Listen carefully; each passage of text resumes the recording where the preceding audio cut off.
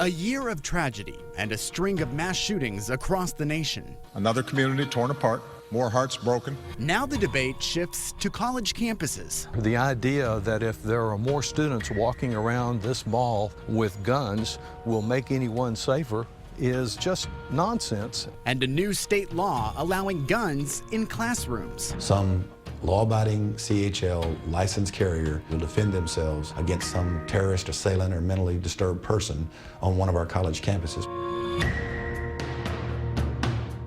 Hello and welcome to a special edition of State of Texas In Depth. I'm Josh Hinkle, joining you from the University of Texas at Austin. Some say it will help protect students. Others say it will only create more danger. Regardless, starting August 1st, you will have the right to enter college classrooms in Texas armed.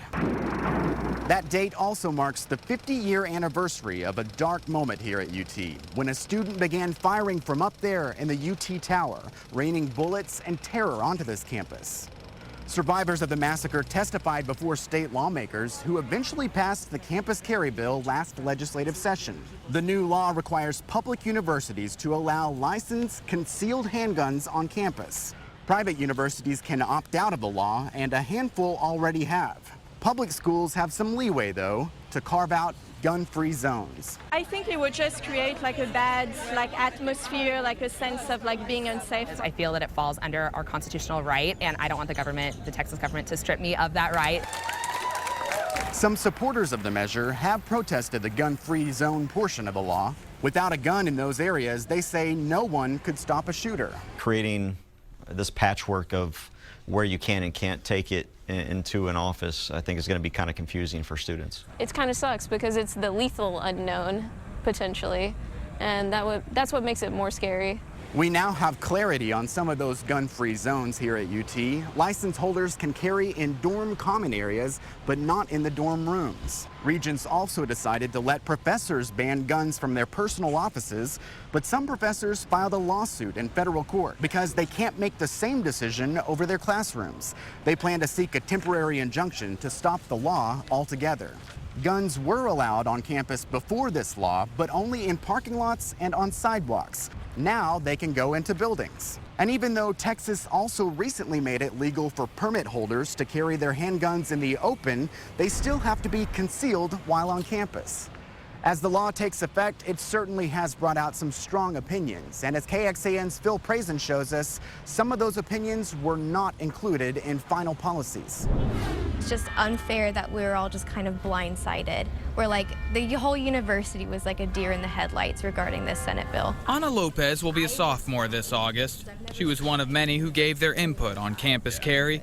She feared guns in classrooms. That's like target practice for somebody who's angry with their professors or just having a bad mental health day. After SB 11 passed, UT Austin held 2 public forums where more than 75 people spoke and had an online survey where thousands participated. The vast majority wanted as many restrictions as possible. One parent felt dorms, classrooms, and other locations should be gun-free zones. Another wrote they were terrified of non-law enforcement folks carrying guns into libraries, dorms, and classrooms. But the university did not tally up those suggestions. So over the past few weeks, I've been looking through these comments, and I wanted to know why they didn't do a statistical analysis of these comments and if any of them made it into the final policy. Law professor Stephen Good led the working group. He told me by phone that doing a data breakdown wasn't part of the job. They were looking for guidance on what to recommend to the president as a policy. He did say the comments influenced them to ban licensed carriers from having a round in the chamber. The Board of Regents later overruled that, and the masses of comments about banning guns in the individual dorm rooms did make it into the final policy. Not just parents of current students, but parents of prospective students. Parents who said, I won't let my child come to UT if there are guns in the dorm. But for allowing guns in classrooms, the working group said the new law forced their hand. Phil Prazen, KXAN News. And the reality is there would probably be more accidents and more suicides if there were greater access to guns. A survivor of the 1966 UT shooting recalls that tragic day and why she's spoken out against the campus carry law at the Capitol. Plus, we speak with a Texas congressman with a unique perspective as a student during that shooting. Next on this special edition of State of Texas In Depth.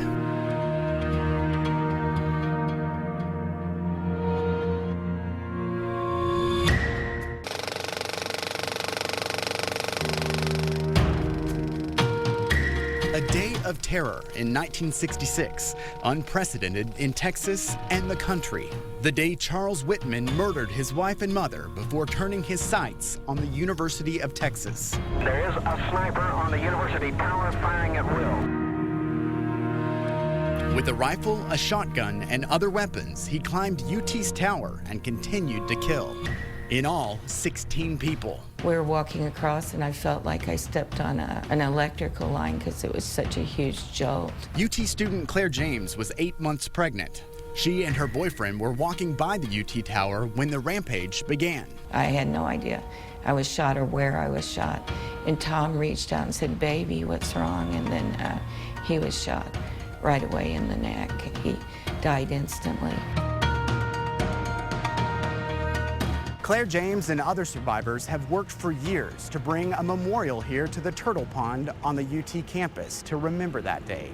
They will finally dedicate it on August 1st, exactly 50 years since that shooting, and also the day a controversial law takes effect in Texas. James was among many who testified against the campus carry bill in recent legislative sessions. Now it only adds to the debate as mass shootings continue happening across the nation. In just the last few years alone, gunmen opened fire inside an elementary school in Connecticut, a movie theater in Colorado, a South Carolina church, a California workplace, a nightclub in Florida, and in recent weeks have killed police on the streets of Dallas and Baton Rouge. Each deadly event led to outrage, but not much change in one aspect: gun policy. Not next year, but now, today. And there is a reckoning coming. This isn't trying to come up with a solution to a problem. This is trying to get attention. While America was sleeping, they snuck out of Washington in the dark of night and left this business unfinished. And there's no specific ask of a bill that they would support. We're supposed to make one up. You must never, ever give up or give in or give out. Congress left Washington this month without passing any gun limitations. Even a bill to delay the sale of guns to people on the terrorist no-fly list couldn't get through both chambers. It prompted Democratic lawmakers to make an unexpected move, a sit-in on the House floor.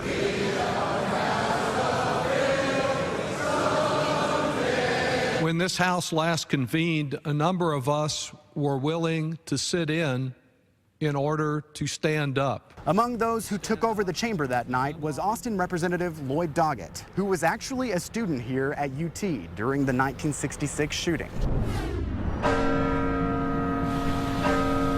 I lived just a few blocks from campus that this tragedy was underway. What did you think when you found out the news? Well, it was shocking. We'd never had anything like that happen before. It was one of those but for the grace of God moments that I guess all of us feel at some point. But if he had been pointing his weapons more in my direction, I could have been one of the victims. And I think that's true of hundreds of other people in the university area. I know that this changed so much about security and police presence here at UT. You were the student body president the year following that tragedy. How do you think that shaped the direction of the campus?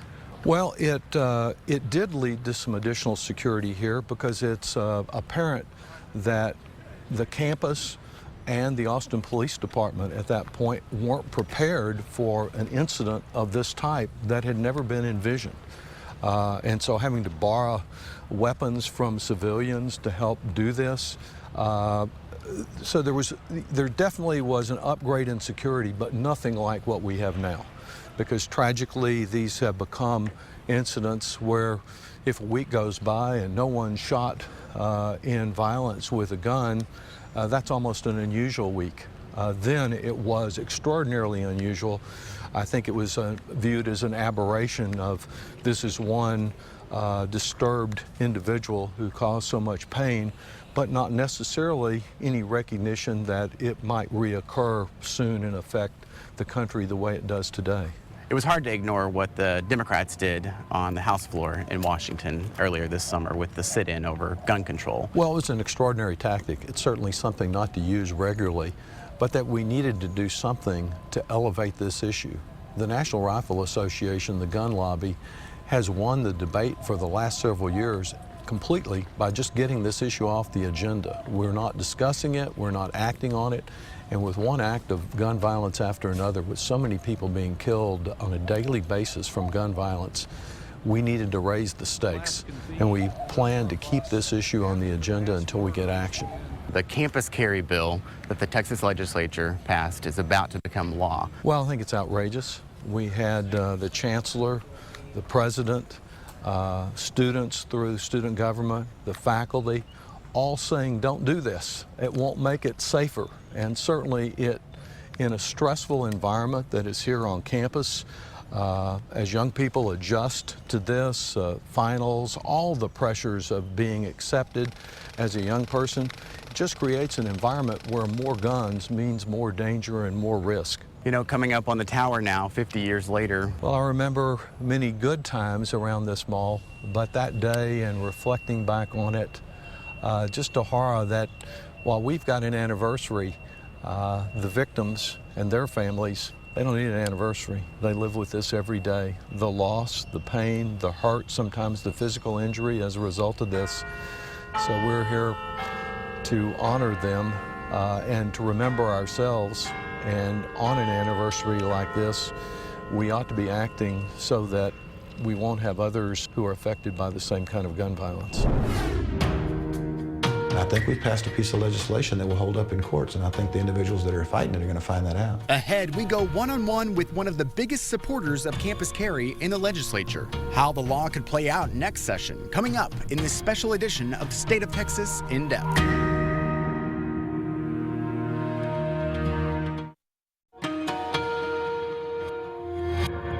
Our children off to college to bring back a degree in their hands, not to bring them back in a body bag. For months, high tensions over guns on college campuses. If you guys do decide to go against this, I will walk until my feet bleed to make sure that you never are an elected official again. With input on and off campus, it doesn't pass what I call the common sense of good judgment law. The 2015 Texas legislature came to a close with the last-minute vote making campus carry the law. The campus carry legislation easily passed through the state Senate, but members of the state House needed more convincing. Representative Alan Fletcher helped shepherd it through the House. He sat down with our Aaron Cargile before this law takes effect. They had come to me as the only retired peace officer in the Texas legislature about carrying a bill for campus carry. Thought about it and evaluated what the circumstances were, did a little research into how many hundreds of thousands of men and women in Texas are CHL licensed carriers. What a small percentage of that actually attend college after they're 21 years old.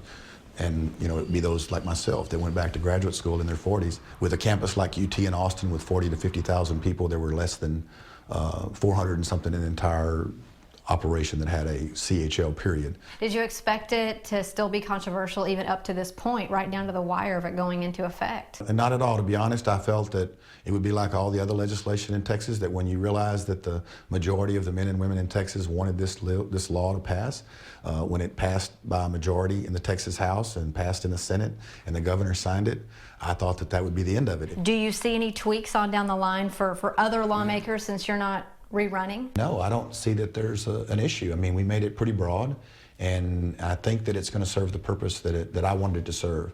I would like to think that in the great state of Texas, in the future, when some mentally disturbed person or some terrorist comes into a classroom and summarily starts assassinating students or the teacher, that some good old Texas boy or girl can stand up in the back of the class because they're legally carrying and put an end to it. The move to allow guns on campus comes as Texas lawmakers also loosen gun restrictions. Around the time they passed campus carry, lawmakers also legalized the open carry of handguns. They eliminated the charges for accidentally bringing a gun to the airport. Another bill made it illegal for city and county governments to ban guns in their buildings, though weapons still aren't allowed in courtrooms. Coming up, another deadly shooting at UT just a few years ago resurrected the campus carry debate in Texas. But before guns are allowed in classrooms here, we take a look at other states that passed the law long ago, their problems and success. Next on State of Texas In Depth.